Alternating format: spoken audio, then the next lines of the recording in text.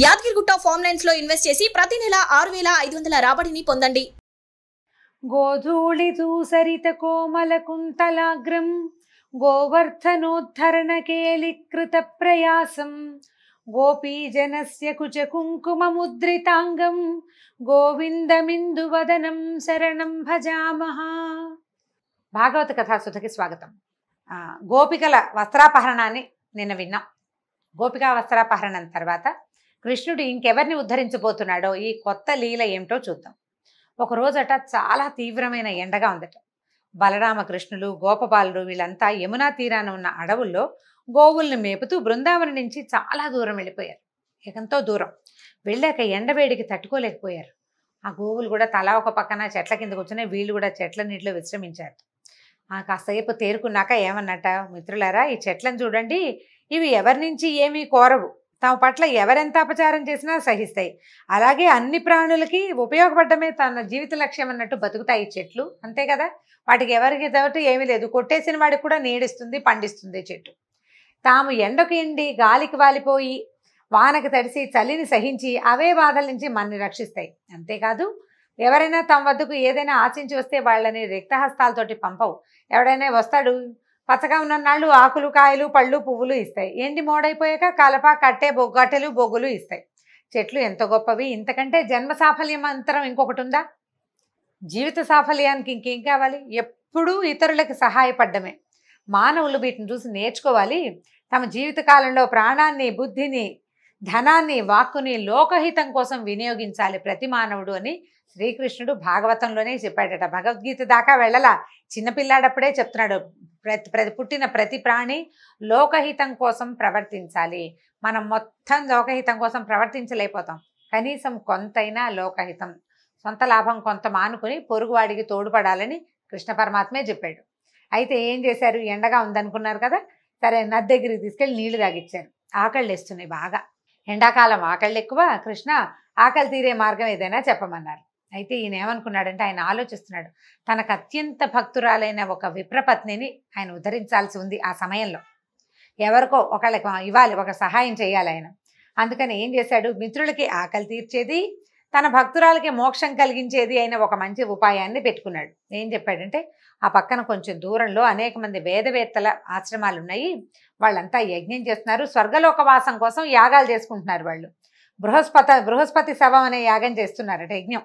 అయితే మీరు వాళ్ళ దగ్గరికి వెళ్ళండి, బలరామకృష్ణులు మాకందరికీ అన్నం పెట్టమని అడుగుతున్నారని అడగండి అని చెప్పాడు. చెప్పేసరికల్లా ఈ గోపబాలురంతా ఆ యజ్ఞవాటిక దగ్గరికి నడిచిపోయారు. యజ్ఞవాటికలో ఉన్న వాళ్ళకి దండం పెట్టారు, చేతులు జోడించి, అయ్యా బ్రాహ్మణోత్తములారా, బలరాముడు కృష్ణుడు మమ్మల్ని పంపారు, వాళ్ళిద్దరూ మేమును చాలా ఆకలితోటి ఉన్నాం, మాకు అన్నం పెట్టమని మిమ్మల్ని అడగమన్నారు అని చెప్పారు. చెప్పేసరికల్లా పైగా మీరు యజ్ఞం చేస్తూ దీక్షలో ఉన్నారు, ఈ దీక్షలో ఉన్న వాళ్ళు తాము వండుకున్న అన్నం తాము తిన్నా ఇతరులకు పెట్టినా తప్పు లేదని చెప్పమన్నారు. మీరు యజ్ఞ దీక్షలో ఉన్న వాళ్ళు అన్నం వాళ్ళు తినచ్చు, ఇంకొకళ్ళకి పెట్టచ్చు, తప్పు లేదని చెప్పమన్నారు. కాబట్టి మీరు సమస్త ధర్మాలు తెలిసిన పెద్దవాళ్ళు బలరామకృష్ణులకి అన్నం పెట్టండి, మాకు కూడా అన్నం పెట్టండి అని అడిగారు. ఈ విప్రులు స్వర్గము మొదలైన అంటే ఏమనాలి, అల్పమైన విషయాలు, చిన్న విషయాల పట్ల మాత్రమే ఆసక్తిగా ఉంది. విస్తారంగా కర్మలు చేయటమే జీవన సాఫల్యం అనుకునే చాలా చిన్న బుద్ధి. వీళ్ళకి భగవంతుడిని తెలుసుకునే ఉపాయం మీద దృష్టి లేదు. స్వర్గారోహణ ఎలా స్వర్గాన్ని పొందాలి అనే దాని మీదే ఉంది. పైగా దానికి తోడు ఏంటంటే మూర్ఖులు, తమంత జ్ఞానులు ఎవరు లేరన్న ఉద్దేశం ఉన్నవాళ్ళు. భగవంతుడిని తెలియని వాడిని మూర్ఖుడనే కదా అనాలి. అక్కడి నుంచి సాక్షాత్తు భగవంతుడే గుమ్మంలోకి వచ్చి అన్నం అడిగినా విన్నట్టు ఉండిపోయారు. అన్నం పెడతామని అనలేదు, పెట్టమని సమాధానం చెప్పల. గోపబాలుడు వెనక్కి తిరిగి వచ్చేసారు. ఇక నిరాశగా వచ్చారు. అప్పటికే ఎండ మార్చేస్తోంది, ఆకలి కడుపుతో నకనకలాడుతూ వెనక్కి వచ్చారు. అయితే బలరామకృష్ణులకి చెప్పారు, ఇలా జరిగింది. వాళ్ళు ఏం మాట్లాడలేదు. కృష్ణుడు నవ్వేట, ఏదైనా ఒక పని చేయాలంటే ప్రయత్నం చేస్తూ ఉండాలి. మనకు అన్నం కావాలి, ప్రయత్నం చేయొద్దు. వాళ్ళని అడిగావు, వాళ్ళు కాదన్నారు, ఇంకోళ్ళని అడుగు, ఇంకో ప్రయత్నం చేయాలి కదా. ఒక ఉపాయం ఫలించకపోతే ఇంకో ఉపాయం ఆలోచించాలి. కాబట్టి మీరు మళ్ళీ వెళ్ళండి, ఈసారి బ్రాహ్మణులను అడగద్దు, వాళ్ళ భార్యలను అడగండి అన్నాడు.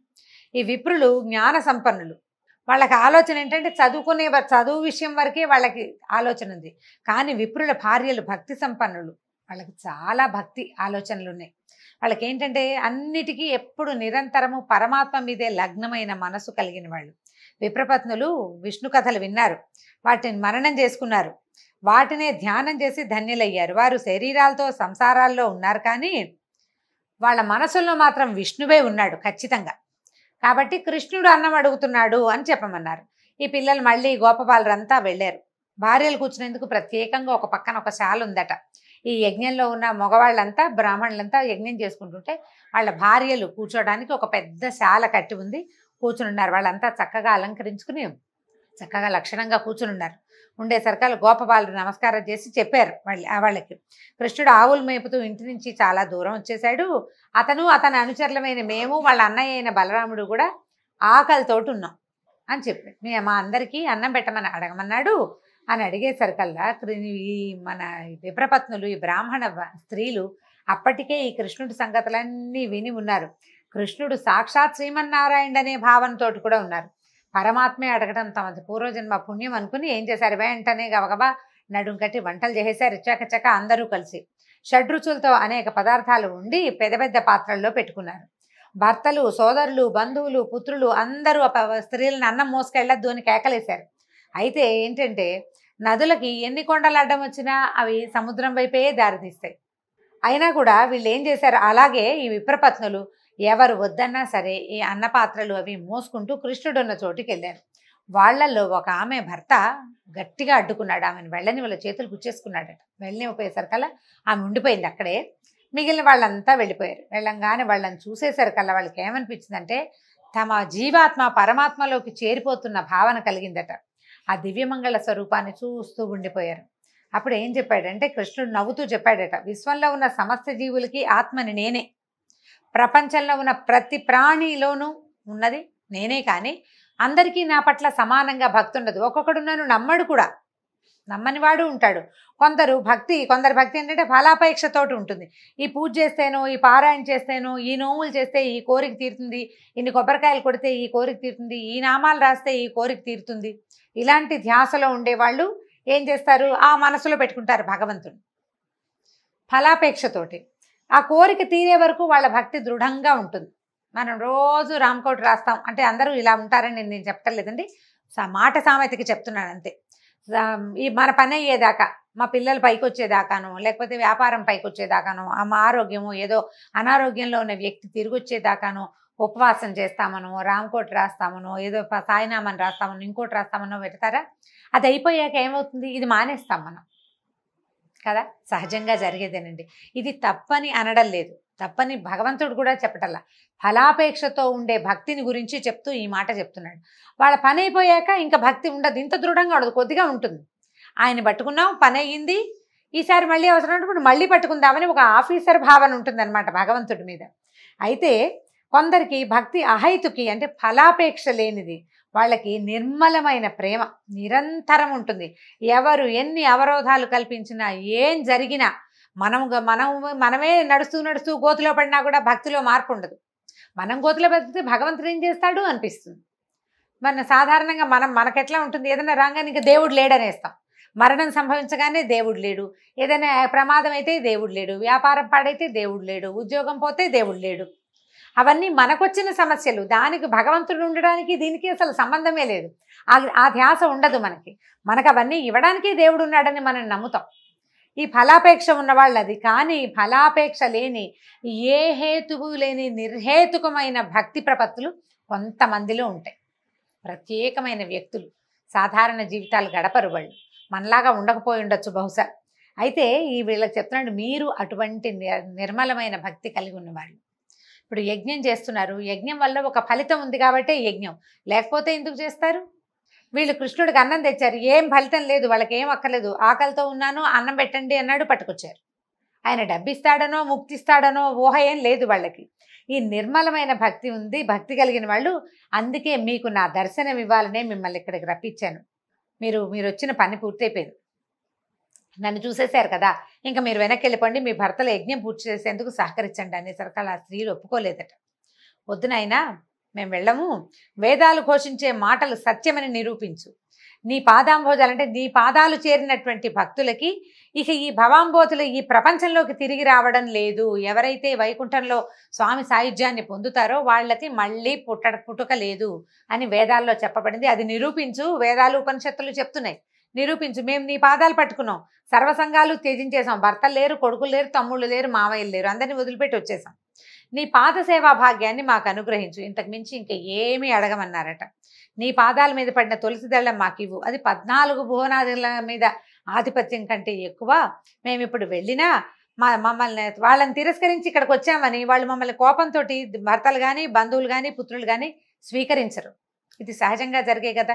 నా మాట కాదని వెళ్ళావు, ఏమంటూ వచ్చావు, ఎక్కడి గురించి వచ్చావో అక్కడికే వెళ్ళిపో అంటారు, ఎవరి కోసం వెళ్ళావో అక్కడికే పొమ్మంటారు. లోక సహజంగా జరిగేది. వాళ్ళు ఒప్పుకోరు నాయన అంటే కృష్ణుడు చెప్పాడు గట్టిగా, నేను మీకు అనుజ్ఞిస్తున్నాను, మిమ్మల్ని దేవతలు కూడా తిరస్కరించలేరు, దేవతలు కూడా మిమ్మల్ని కాదనడానికి వీల్లేదు. మీ స్వజనులందరూ అంటే మీ తాలూకు పరివారం, భర్తలు, పిల్లలు, తర్వాత అత్తమామలందరూ చక్కగా గౌరవంగా ఆదరంగా స్వీకరిస్తారు. ఈ దేహంతో ఈ లోకంలో ఉండగా నాకు సమీపంలో ఉండాలని, నన్ను సేవించాలని అదే భాగ్యమని అని అనుకోకండి. నాకు దూరంగా ఉన్నప్పుడు అంటే నేను దూరంగా ఉన్నప్పుడు మీరు నా గురించే మాట్లాడుకుంటారు, ఇతరులు నా గురించి మాట్లాడితే శ్రద్ధగా వింటారు, నా రూపాన్ని మనసులో నిక్షిప్తం చేసుకుంటారు, నన్ను ధ్యానిస్తారు. భగవంతుడు దగ్గరలో ఉండటం కంటే దూరంలో ఉండటం చాలా గొప్ప విషయం అని చెప్తున్నాడు ఈయన. దూరంగా ఉన్నప్పుడే కదా ధ్యాస ఎక్కువ అవుతుంది, నా సాన్నిధ్యంలో ఉన్నప్పుడు అలా కుదరదు. కాబట్టి మీరు నాకు సమీపంలో ఉండాలని కోరుకోవద్దమ్మా. గృహిణులుగా మీకు జీవితంలో చాలా కర్తవ్యాలని, వాటిని శ్రద్ధగా నిర్వహించండి. ఆ ధర్మాన్ని పాటిస్తూనే మనసును నా మీద లగ్నం చేయండి, నాకు సన్నిహితులవుతారు, త్వరలోనే సాయుధ్యం పొందుతారని చెప్పి పంపించాడు. ఈ కృష్ణుడికి నమస్కరించి విప్రపత్నులంతా తమ తమ ఆశ్రమాలకు వెళ్ళిపోయారు. భర్తలు వారిని తమ మాట కాదని వెళ్ళారన్న భావాలే లేవు ఎవరికి. వాళ్ళ లోపలి భావాన్ని ఆ లోపల ఉన్న అంతర్జ్యోతి తుడిపేసింది. అందరూ సగౌరవంగా మామూలుగా ఉన్నారు, ఏమి ఇబ్బంది పెట్టలేదు. భార్యలతో కలిసి యజ్ఞం పూర్తి చేశారు. భర్త చేత అడ్డగించబడిన స్త్రీ మాత్రం ఒక ఆవిడ భార్యని వెళ్ళనివ్వలేదు కదా, ఆపేశాడు. ఆమె కృష్ణుడినే ఏకాగ్రంగా ధ్యానిస్తూ యోగం ద్వారా శరీరాన్ని విడిచిపెట్టేసిందట. కృష్ణుడు తక్షణం అనుగ్రహించాలనుకుంది ఆమె తాలూకు ఆత్మ భగవంతుడిలో లీనమైపోయిందట. ఈ బలరాముడు కృష్ణులు ఏం చేశారు, మిత్రులతో కలిసి ఈ విప్రపత్నులు తెచ్చారు కదా, బ్రాహ్మణ స్త్రీలు తెచ్చిన ఆహారాన్ని హాయిగా తిన్నారు. అప్పుడు బ్రాహ్మలు యజ్ఞం పూర్తయ్యేసరికి వాళ్ళు ఏం తెలుసుకున్నారంటే తమ భార్యలలో అంతకుముందు లేని తేజస్సుని, ప్రశాంతతని గమనించారు. భగవంతుణ్ణి సాక్షాత్ దర్శనం చేసిన వాడి ముఖంలో ఎలాంటి ప్రశాంతత వస్తుంది, ఎంత ప్రశాంతత, ఎంత తేజస్సు, ఎంత మనసు ఎంత నిమ్మళంగా ఉంటుంది. వాళ్ళు దేనికి హైరాన్ పడరు. వాళ్ళని చూసేసరికల్లా వీళ్ళకి అర్థమైంది కృష్ణుడి గురించి. వాళ్ళు విన్నారు, వాళ్ళకి తెలుసు కొంత, కానీ అయ్యో యజ్ఞం కోసం ఇలాంటి అవకాశాన్ని జారవిడుచుకున్నామని చాలా చింతించారట. మనం మంచి మంచి వంశాల్లో పుట్టేము, శాస్త్రోక్తంగా అన్ని షోడశ కర్మలు చేయించుకున్నాము, చక్కగా అన్నీ చేసాం, వైదిక కర్మల్లో నిష్ణాతులమయ్యాం, యజ్ఞాలు చేస్తున్నాము, చాలామందికి గురువులు అయ్యాం, కానీ పరమాత్మ మన వాకిట్లో నిలబడి పట్టెడు అన్నం పెట్టమంటే పెట్టలేకపోయాము. ఎంత యజ్ఞం మీదే దృష్టి పెట్టుకున్నాం, పక్కనే చేతికి అందొచ్చిన పరమాత్మని మనం గుర్తించలేకని దురదృష్టవంతులం అయిపోయామని చాలా చింతించారు. యజ్ఞం చేసే దేశ కాలాలు, యజ్ఞ విధాలు, ఋత్విక్కులు, వాళ్ళు చదివే మంత్రాలు, అగ్నులు, ఆ అగ్నుల్లో వేసే వివిధ ద్రవ్యాలు, ఆ హవిస్సులని అందుకునే దేవతలు, యజ్ఞం చేసే యజమాని, యజ్ఞ ఫలము అన్నీ శ్రీమన్నారాయణుడే అని వేదంలో చెప్పబడింది. అదంతా చదువుకున్నాం, మనం చదువుకున్న విద్యార్థులకు కూడా చెప్పాం. కానీ స్వయంగా వాకిట్లో నిలబడినటువంటి యజ్ఞ పురుషుణ్ణి మాత్రం నిరాదరించాము. యజ్ఞం పూర్తి చేసి ఏం పొందాం, మనం పొందిందేమిటి, పోగొట్టుకున్నదేమిటి అని ఆశ్చర్యంగా ఆలోచించుకున్నారు. వాళ్ళు సిగ్గుపడ్డారు వాళ్ళ తాలూకు ప్రవర్తన పట్ల. మనం యజ్ఞం చేసేది ఎవరి కోసం అయితే యజ్ఞం చేస్తున్నామో అతడు వచ్చి వాకిట్లో నిలబడ్డాడు, ఆయన్ని వాకిట్లో నుంచే వెనక్కి పంపేశాం. యజ్ఞం వల్ల ఫలితం వస్తుంది, క్రియ వల్ల ఫలితం రాదు కదా, కర్మలతోటి ఫలితాలు రావు. దాంతో వీళ్ళు ఏమనుకున్నారు, చాలా బాధపడిపోయారు. అయ్యో, ఏ శాస్త్రాధ్యయనము లేని మన భార్యలకి భగవంతుడి పట్ల నిశ్చలమైన భక్తి ఉంది, వీటన్నిటికంటే యజ్ఞాది కర్మల కంటే భక్తి గొప్పదని వాళ్ళు నిరూపించారు. వెంటనే గుర్తించి సేవించారు, తరించారు. అప్పుడు దండాలు పెట్టుకున్నారనమాట. చేసిన అపరాధాన్ని మన్నించు, మేము ఇంత తప్పు చేశాము, ఎక్కడో ఉన్నాడు, దగ్గరలోనే ఉండుంటాడు, అడవిలో భోజనాలు చేసి ఉంటారు కదా, వీళ్ళు పట్టుకెళ్ళిన అన్నం అంతా తిని ఉంటారు, వాళ్ళు ఇక్కడే ఎక్కడో ఉంటాడు, వెళ్దామని వాళ్ళకి కోరిక కలిగింది. కానీ ఒకవేళ వెళ్తే రాజ్యాన్ని పాలించే కంసుడి ఆగ్రహానికి గురవుతామేమోనని భయం వేసింది. దాంతో సర్దుకుని ఊరుకున్నారు, ఇంక ఏమీ చేయలేకపోయారు. మొదటిసారి చూడండి, కర్మల లంపటంలో అంటే ఈ యజ్ఞం మీద ధ్యాసతోటి కృష్ణుణ్ణి గుర్తించలేకపోయారు. రెండో అవకాశం వచ్చినప్పుడు అంటే వెళ్ళి చూసేందుకు తమకు అవకాశం ఉంది, తెలుసుకున్నారు పరమాత్మేనని తెలుసుకున్నారు. కానీ వీళ్ళకి ఏంటంటే దర్శించాలనుకున్న వాళ్ళకి అలవాటైన తర్కము, ఆలోచనలు. అంటే ఇప్పుడు వెళ్తే కంసుడు ఏమంటాడు, రేపొద్దున యజ్ఞాలు చేసుకొని ఇస్తాడు, చేసుకొని అంత దూరం ఆలోచించారు. భగవంతుని చూసే అవకాశం వచ్చినప్పుడు కుతర్కాలేకపోతే ఇంకేముందండి, అవకాశం పోయినట్టే. ఆ రకంగా బ్రాహ్మణులంతా అవకాశాన్ని పోగొట్టుకున్నారు. ఈ సమస్త లోకాధిపతిని దర్శిస్తే మధురాధిపతికి కోపం వస్తుందేమోనని ఆలోచించారు. అందుకంటే చెప్తారు, ఆకాశం అంత జ్ఞానం కంటే ఆవగింజంత భక్తి మిన్నా అని చెప్తారు పెద్దవాళ్ళు. అనేక సార్లు చెప్పినా కూడా చెప్పగా ఇప్పుడు మనకి వ్యాసుల వారు చాలాసార్లు ఇది చెప్తూనే వచ్చాడు. భగవద్గీతలో ఎన్నోసార్లు వింటాం. దానికంటే ఇది ముఖ్యమైనది, కర్మల కంటే భక్తి ముఖ్యమైనది అని వ్యాసుల వారు ఎన్నిసార్లు చెప్పారు ఈ మాట. భారతము, భాగవతము, మనం తర్వాత ఏమో భగవద్గీత లాంటివి చదివిన, రామాయణంలోనూ ప్రతి చోట భక్తి శ్రద్ధ చాలా ముఖ్యమైనవని, యజ్ఞాలు హోమాలు చేయొద్దని కాదు, కర్మలు చేయొద్దు అన్న భావం అసలు లేనే లేదు. అవన్నీ చేస్తూ వాటితో పాటు భక్తి శ్రద్ధ అనేవి చాలా ముఖ్యమైనవి. ఇప్పుడు యజ్ఞమా భగవంతుడా అంటే ఏదని తేల్చుకోవద్దు. నువ్వు తేల్చుకోలేకపోతున్నావంటే నువ్వు ఇంపార్టెన్స్ కర్మలకు ఇస్తున్నట్టు. వీళ్ళు చేసిన పొరపాటే అది. అయితే ఈ రకంగా బ్రాహ్మణ పత్నులని ఉద్ధరించాడు శ్రీకృష్ణ పరమాత్మ. దీంతో భాగవత కథా సుధ ఇవాల్టి భాగం పూర్తయింది. వచ్చే భాగంలో మళ్ళీ కలుసుకుందాం. నమస్కారం.